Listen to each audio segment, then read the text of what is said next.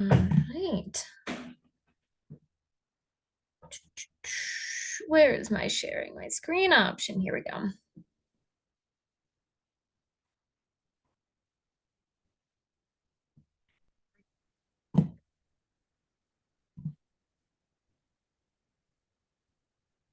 All right, are folks seeing my screen tonight?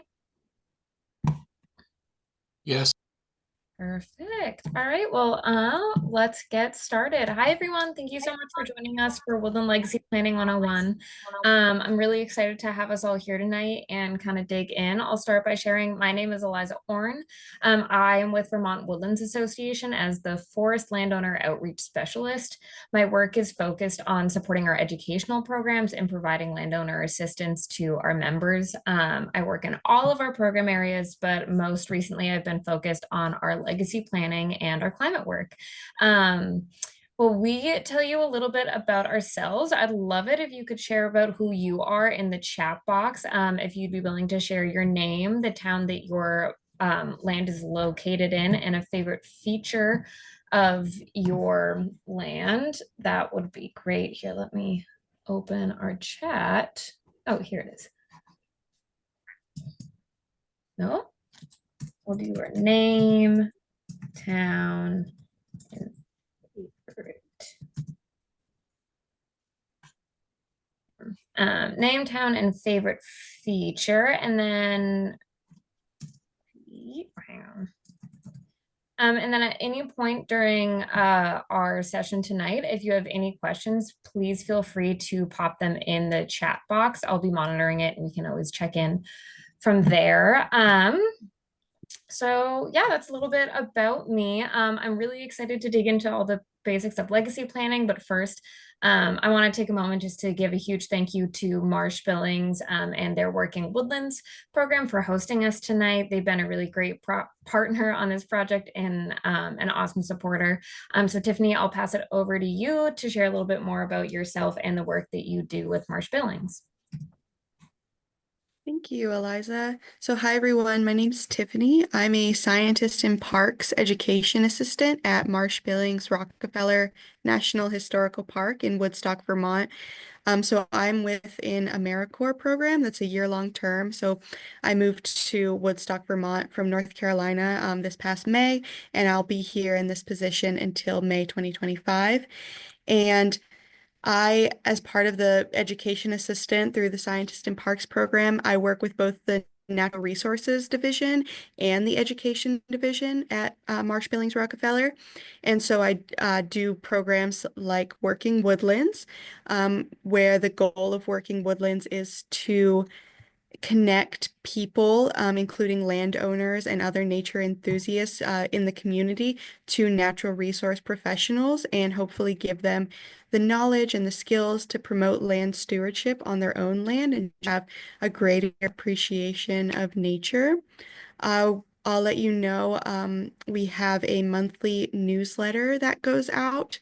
And if you would like to receive the emails for that to find out about upcoming events that are similar to this one, please, you can drop your email in the chat. I think you can send that to me directly if you don't want to share it with everybody in chat. If you just want to send me your email, I can write it down to add you to the monthly newsletter. I'll also drop a link to our website, the Working Woodlands website, in the chat, so you can go check that out, and it will be updated soon with our October program. So we have some fun programs coming up, including a native gardening workshop. So if that sounds like something you're interested in, definitely check out our website, which again, I will put in the chat. And thank you, Eliza. I'm looking forward to this event. Yeah, awesome. Thanks for sharing. Let's dig into it. So, fortunately, I had to log in with my email in order to get in. Hang on. And just a reminder, if you're just logging on, to please keep yourself muted so that we can kind of get through, and then I'll pause a couple times for questions, and then feel free to unmute yourself then. But the first thing that I'd like to kind of chat with y'all tonight about is why plan your legacy. Everyone approaches this with a little bit of a different reason. And there is no wrong reason for wanting to have a legacy for your land. But a few of the more common ones that we see of people going into this process are they're planning for ecological reasons. They want to have a say in the long-term stewardship of their land. They're planning for their family with the concept of supporting future generations. And they're planning for their own peace of mind to reduce some of the long-term stressors. Going a little bit deeper into each of those, the ecological reasons people tend to bring into this are having their forested remain forested and undeveloped, keeping the land together, having a continued management plan, supporting wildlife habit, climate resilience, and there's a whole slew of other reasons why people come into this for ecological ones, but that's just a few of the big ones. For family, what draws people in most often tends to be finding a solution that meets everybody's needs, having buy-in from all parties. So that's from your generation, from the next generation, potentially even the generation above you. It reduces a surprise on your next generation. So everyone kind of knows what it is that they're getting themselves into. And it can also help to support healthy familial relationships of just having everything out in the open, and having really strong communication can just promote your family strength long term. And it really helps you to know your options. It can help you to reduce your long-term costs. It gives you a voice in the future of your woodlands. It can ease burdens on the future generations, and it reduces the risk, time, and expenses that you are putting in to your estate and your woodland legacy plan. And kind of the biggest thing that these all go back to is they offer you a really strong peace of mind as you continue to move forward and pass your legacy on. And so before we dive really deep into this, I like to start with a few kind of ground rules, key points to sort of drive home. And I like to call these our know before you goes. The first, this is a very big topic. There is so many different aspects of it. There's legal pieces, there's financial, there's all your familial communication. There's also your like stewardship plans, and there's a lot to dig into and a lot to digest, and it's not going to be just like one session solves all of it. And then that kind of dovetails right into this can be a long process. We're looking at 6 months to 2 years. And these steps that we're about to go into, it's not linear. It's a very kind of cyclical process. People are taking like 2 steps forward, 1 step to the left, and then 3 steps to the right. And then somehow you're still in a brand new place. But they're all really important in your always making process, forward progress. The next 2 points are there are resources available to you, and you are already taking a huge step by just being here and joining us. And I'll go into a little bit more of the resources that are available to you at the end.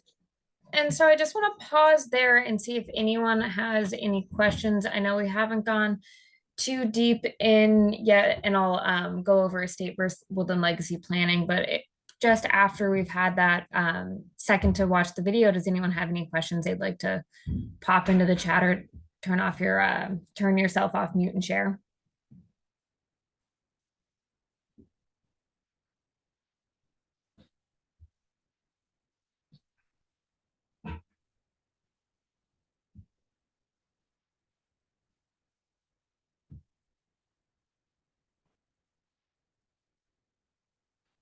All right, well, I'll take that as my sign to keep moving forward. Again, remember, if you have any questions at any point, please feel free to pop them in the chat, and I am monitoring it, so I'll get to any questions you put in there.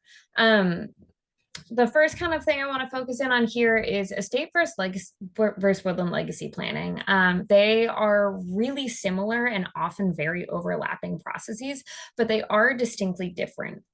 Estate planning is the process of getting your assets to where you want them efficiently and with minimal tax consequences and preparation for your passing.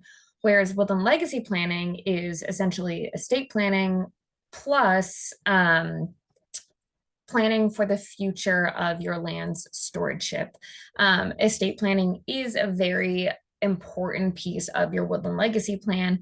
However, the reason that we are looking at the woodland legacy plan is for the sake of your woodlands, and an estate plan doesn't inherently build in the future like stewardship or conservation or however you're hoping your management to go forward from there. So it's a big process. It takes a long time. How do we start? I like to start by focusing in on two main questions. The first is, do you care who owns your land?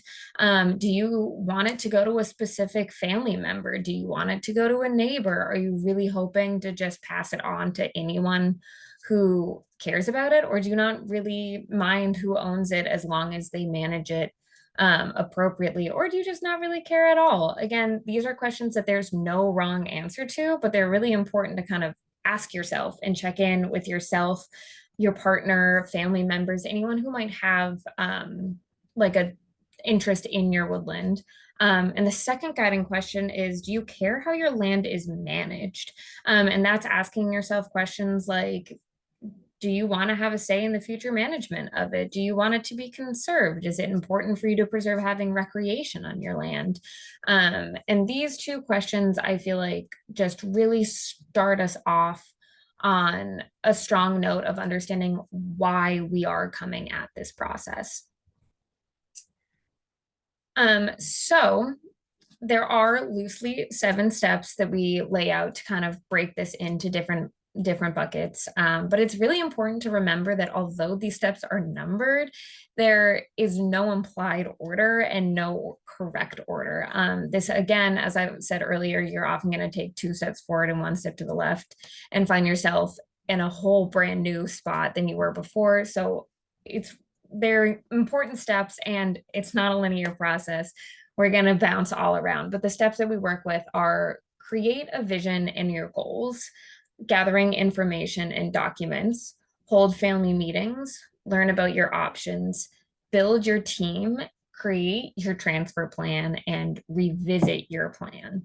And these steps are big. They're like overarching, and you're gonna dip a toe into all of them at different points in time. So another lens that I kind of like to put on these steps is sort of 3 main buckets. Step 1, think about what you want. Step 2, collect your personal information and learn about your options. And step 3 is putting it all together. All right, so when we're asking ourselves that first kind of step 1B is think about what you want. What do you want?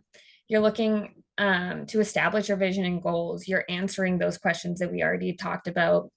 Do you care who manages your land? Do you care who owns your land? You're starting to learn about yourself of what you want your land to mean to you and your family and your heirs going forward. Do you have specific heirs that you want your land to go to?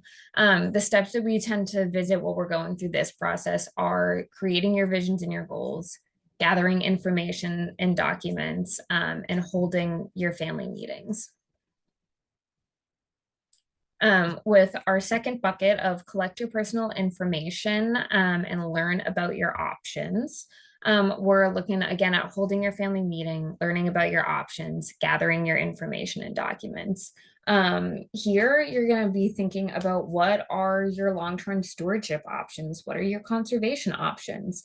What legal tools are available to you? What financial tools are available to you? And then kind of once you pull all this information together and you've sat with it, and you've sat with your partner or your spouse or co-owners of the land, you're holding that stakeholder meeting. And often I'll use the term family meeting and stakeholder meeting interchangeably, because for some, the people who they are involving in this process are all family members. And for others, it's not the case. So I do use those terms interchangeably, but I'm talking about the same moment. All right. And the final big bucket that we're looking at is putting it all together. You will meet with and assemble your legacy planning team. And your legacy planning, it's a team because you're looking at having lawyers, you're looking at tax specialists, your foresters, yourself, your family members, really anyone that you're pulling into this process is on your legacy planning team. And it's important to like pull all that information and have it in one place for both yourself and for anyone else who's involved in this process. You're taking the time to create the documents needed. You're writing your legacy plan, and really very importantly, you're revisiting your plan. You've just spent all this time, 6 months to 2 years, writing this beautiful plan for the future of your family and your legacy in your woodlands. You have it all ironed out and it's ready to go.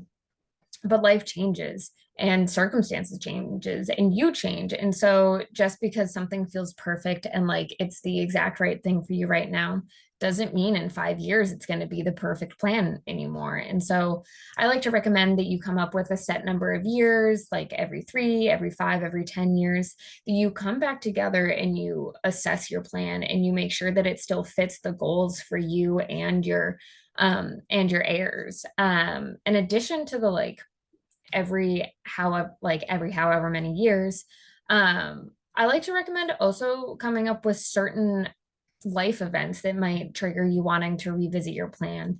Maybe it's a wedding, a death in the family, a divorce, the birth of children or grandchildren.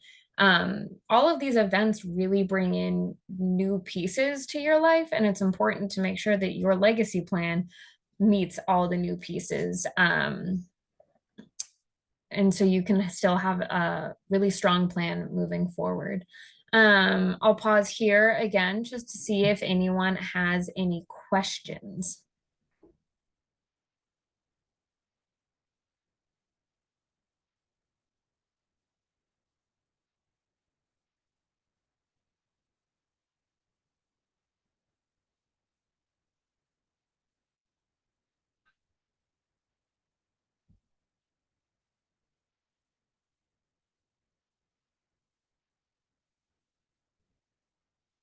All right, I'm taking that as my second sign to just keep moving forward. And again, any questions, pop them in the chat.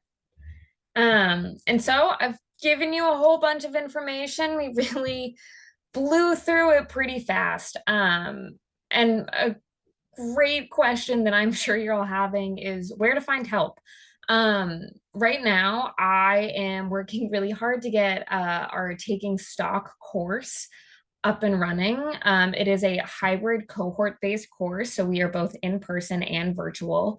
And we're doing cohort-based, so it'll be kind of regional in-person events that you work through this process with other landowners that are doing going through the same process and can act as an additional resource. It's designed to equip you with an in-depth understanding of your options to help set you on the path forward. We focus on kind of 5 main areas. They're your goals and visions, the future stewardship options, legal and financial tools, engaging others, and then writing and revising your plan. And our goal for folks coming out of this course is that they will have a strategic action plan for completing your legacy, really just a wealth of resource, and importantly, a community of other landowners that are also working towards the same goal. We'll be running from November 2024, so that's this upcoming November, until this March. We'll do about 1 meeting a month, and then those will either be in person or virtual. Registration is $100 per family, and this includes all the course materials, a Vermont specific legacy planning workbook, in-personal and virtual programming. And then something I'm really excited about is one-on-one technical assistance for a whole year after your completion of the course. So you'll have one-on-one assistance with me from March 2025 until March 2026. We'll have 3 webinars, 2 in-person sessions, and then a Northern Vermont, Central Vermont, and Southern Vermont cohort. And if you have any questions about taking stock, please feel free to email me. It's listed below, and I'll also be following up afterwards to share this information with everyone. And if you're looking for even more, you can still email me. I'm always here to help and view myself as a pretty strong resource for Vermont Woodlands, and I'm really here to help work through any conversation or problem you might be having. Vermont Coverts is having a Passing Lands pop-up on Monday, November 4th. I can share the information for that session with y'all in the follow-up email too. We also have the Future of Your Forest, which is a workbook for Vermont landowners on woodland legacy planning. And it's a workbook that kind of like is designed to sort of take you step by step and offer additional information. And then another option for kind of just like starting to think about what your legacy might look like is become a Vermont tree farmer. There's four main pillars that being a tree farmer really focuses on. It's wood, water, recreation, and wildlife. And I'm sure if I should have added a picture in, but I'm sure if I showed you a picture of the tree farmer sign, you would all recognize it. And it's a really awesome program for folks that are dedicated to having working woodlands that are managed sustainably and are really just passionate stewards of the Vermont forests. So I'm going to stop my screen share now. And I'd love to just offer you all a chance to share any questions or comments or just anything you want to know about from now on.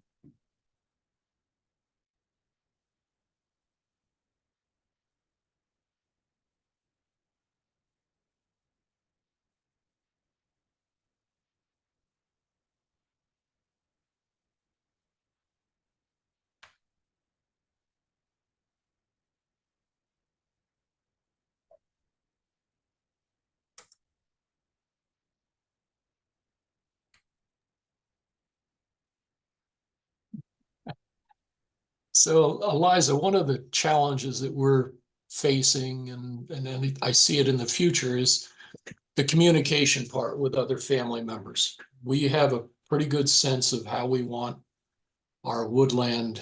Well, it's under an easement, so it's been preserved. We kind of know how we want to structure it, but we have three sons and their spouses, and I think one of the difficulties is just trying to deal with the dynamics of getting six people in a room, and how do you articulate and get buy-in. And so I am wondering whether part of this, the follow-up work that you are doing might be as a facilitator for meetings like that. Yeah, I think that's a really great kind of question and challenge to bring up. Communication is a really like very essential aspect of this process and often one of the like most challenging and overlooked pieces. Not only is it hard to just get six human beings in the same place at the same time, but then to kind of have that buy-in, like you're saying, is definitely challenging. That is something that like depending on the situation, I can act as a facilitator for some family meetings. Depending on how like challenging the situation is, there is a point that it becomes a little bit out of my depth, but there is what is it, EMC, Environmental Mediation Center, I believe. I can share this in the follow-up, but they are trained mediators and they're doing some work in the same kind of woodland legacy planning one-on-one support, and they act as kind of like a mediator facilitator for family meetings. And so there's definitely a lot of options. That's something that I can serve as. There's other resources that I can point you towards if you're looking to have that third party. And then on your end, I'd say that the best thing that you can really do for that is just preparing. Having a plan going into a family meeting. Sometimes it feels kind of silly when you're like with your family to be like, I'm going to have an agenda and it's set and this is it, and kind of like treating it almost like it's a business meeting. It can feel a little odd at first because you're doing it with your kids, but having that kind of formal structure can sort of like kind of jostle people a little bit and being like, oh, this is like a real conversation that I'm having. And I'm going to do my best to not bring up that thing that I'm still upset with from 5 years ago. And kind of the more you treat it as like, hey, this is a serious conversation about like the future of our forest, and more of a like business way, even though there's so many like emotional aspects of it, just kind of taking that second to be like, let's remove that so that we can push through and then come back to the emotional piece of it. Yeah, does that answer your question? Thank you. Yeah. And then I am seeing a question in the chat of what is a transfer plan? That is a really, really good question, and one that is a little bit challenging to answer because everyone's transfer plan is going to look pretty different from someone else. And there are key components that kind of travel throughout everyone's transfer plans of identifying who you're passing and or how you're passing your land onto and what your hopes and dreams are. But it's really kind of an overarching document and goal that you sort of put together to explain what it is that you want to happen with your land. It's not a binding contract. It's not like a legal document. However, there are often like contracts and legal aspects of it all kind of built into it. So think of it as like your will would be a piece of your transfer plan, but it's not your whole transfer plan. So you have like your will in it. Say you're conserving your land through a land trust, you'd have your conservation easement information in there. You might have your forest management plan in there, and it's really kind of this like great beast of a document that you smash all of your estate and like stewardship planning into one place. And often I'll recommend people having sort of a letter of intent included with it of this is what I want the future of my woodlands to look like. But again, that's something that will vary greatly from family to family based on what your goals are and how you're achieving them. I do have some resources I can pull together and share in regards to like what a transfer plan actually looks like, but I don't have an example of a transfer plan yet. We kind of like in the state of Vermont are still working towards having a couple example documents like that.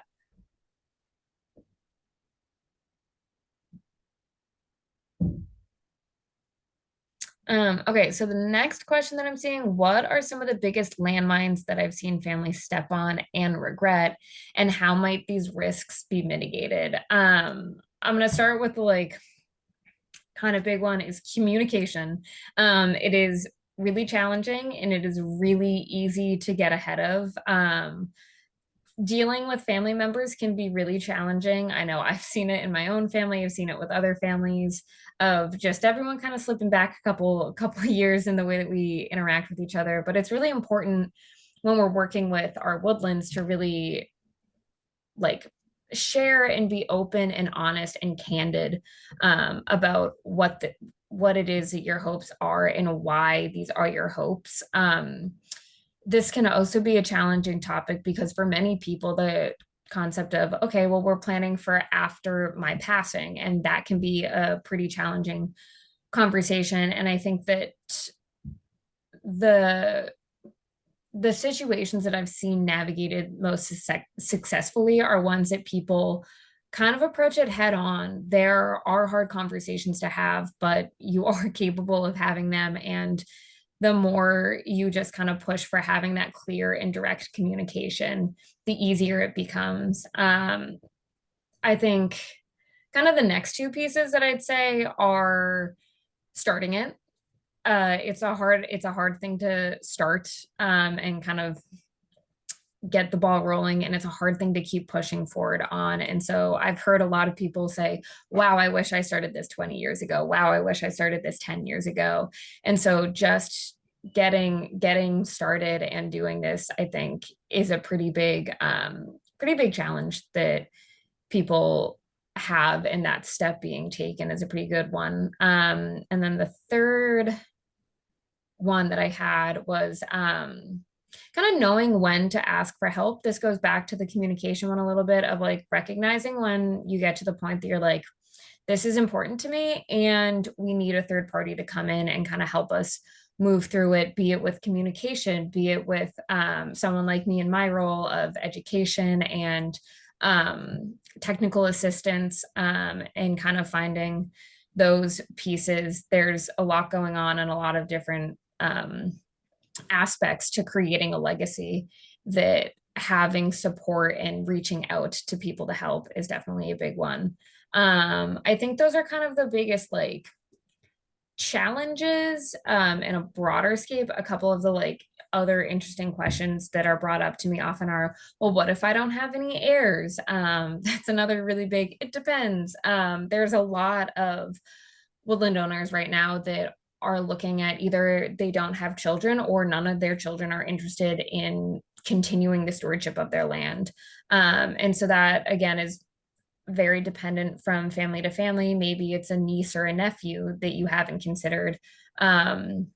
Maybe it's like turning to your neighbors and seeing if they're curious about it, and kind of getting creative. Okay, I'm seeing another question.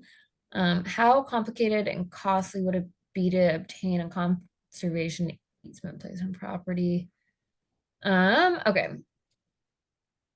So this is a question about how challenging is it to get a conservation easement placed on a property with a smaller acreage, say like 25 acres or less. So in terms of how much it costs, having your land conserved tends to cost something, and that tends to not change as much if you have 25 acres or if you have 2,000 acres. It really is also going to kind of vary from land trust to land trust as to how much it costs. Some definitely ask for a conservation endowment with the land donation. Others don't. And so that's going to, how much it costs, again, I think I'm going to say this a lot tonight, is it depends. But it definitely has been trending towards costing some amount, and that goes towards that kind of sustained stewardship. If you are conserving with the land trust, someone has to be paid to make sure that that land is being stewarded in accordance to the conservation easement. For finding conservation easements on smaller properties, it's definitely possible, and it can be a little bit challenging because conservation costs the same if it's 25 or 2,000 acres. To you, it costs the same to land trusts. So some are focusing more on larger parcels of land, but that doesn't necessarily mean that yours isn't a desirable piece of land for conservation to a land trust. If there's important ecological factors on your land, say a rare or endangered species, or like fragile ecosystem like a wetland, those are all pieces that might make a smaller property a little bit more enticing. Or if it's in the context of a greater conservation, say you neighbor pre-existing conservation land, those are all things that might make a smaller property more enticing. And then if a conservation easement is seeming difficult, there are other options for kind of ensuring that future stewardship. And then in terms of the property tax implications, without having all my notes in front of me, it's a little bit challenging for me to pull it up, but I do know that there tends to be the like tax break for the donated piece of the conservation easement. So you're getting a tax break essentially for the value of the like development rights of your land. What is this? Davis shared the cost is much higher if you want to take a charitable deduction for the value of the easement, as that approach requires a detailed appraisal. Yeah, so Dave, thanks for sharing. Different land trusts are going to have different requirements for having the land conserved. And so that is a piece of looking into conservation easements, is the like what is required to actually get that conservation easement set up with the land trust, what their goals and aspirations are in terms of conservation, and making sure those align with yours.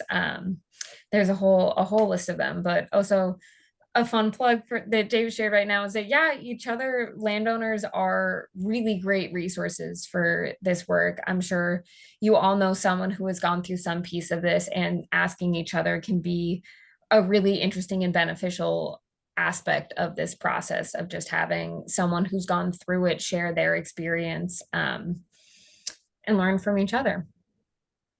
Yeah, do we have more questions?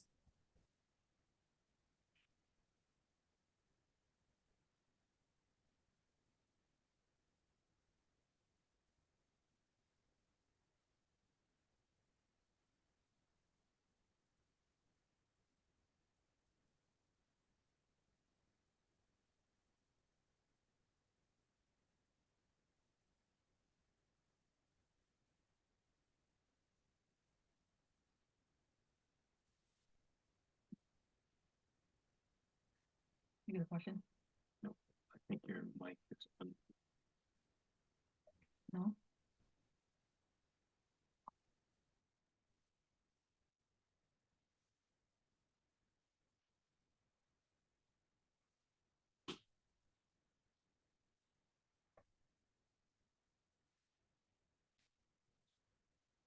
All right, if no one is feeling like they have further questions, just thank you all for coming out and taking this first step in your legacy plan. I'll be following up with some of the resources that I've mentioned and the recording of this webinar so you can come back and reference it. And I can also attach the slides in case you need some notes. But yeah, thank you again for coming out, and please reach out to me if you have any questions about anything in regards to legacy planning. Thank you, Eliza.